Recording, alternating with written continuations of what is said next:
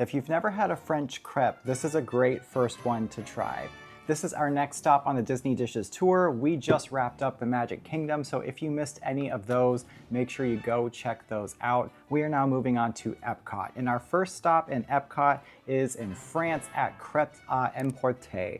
Now, we recently went there and I got the cream of Brie Cheese crepe because according to blogs, this was a really popular option in Epcot, so of course I had to include it here.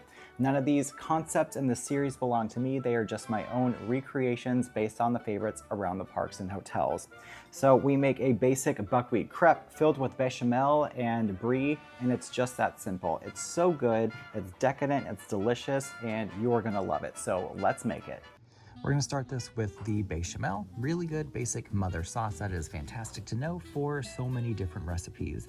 For this, we're just going to melt butter until it is completely melted in a pan over medium heat, and then we're gonna add in all-purpose flour, and this mixture acts as the thickening agent for this sauce. So whisk your butter and flour together for 1 to 2 minutes over medium-low heat. And then we're gonna add in milk. You wanna make sure you heat your milk before adding it in just until scalded. It doesn't need to be boiling, but just below the simmer point is ideal because you'll see once you pour it in and whisk, after just a few minutes, it'll thicken really nicely.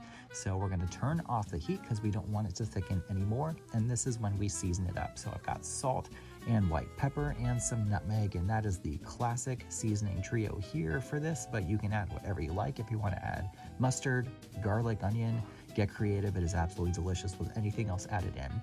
Make sure you taste it and adjust seasonings according to your liking. Now it's time for the crepe batter. These are buckwheat crepes. So I've got all-purpose and buckwheat flours with salt. I'm not gonna add any sugar to this because these are not sweet crepes, they are savory. So we're gonna bypass the sugar and we're gonna move on to the liquid ingredients.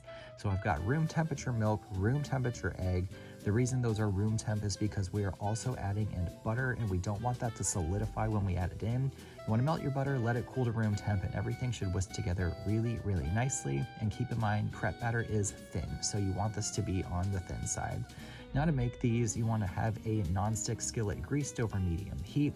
And the second you pour in your crepe batter, you just wanna start tilting the pan around immediately.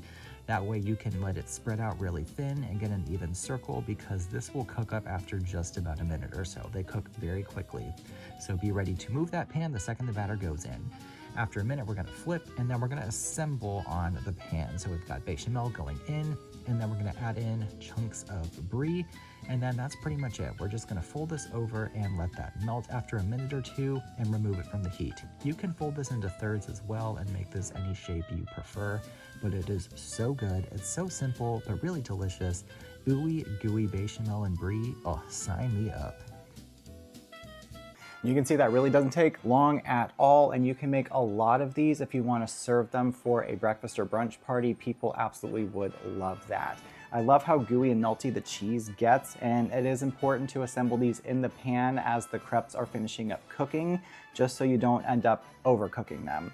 But the buckwheat crepe adds some nice texture and taste to this, and of course bechamel and brie go so well together. They get so gooey and melty, and this is something I will definitely be making again. Honestly, for as simple as it is, it's really, really good. It's really rich from the bechamel, the brie, nice, gooey, cheesy. I love the flavor of it. They go so well together, and of course the crepe holding it all together. The recipe for this is in the description if you'd like to make this at home. Be sure to hit that subscribe button and the notification bell so you can join me for the rest of this fantastic Disney Dishes series. Thank you so much for joining, and I'll see you next time.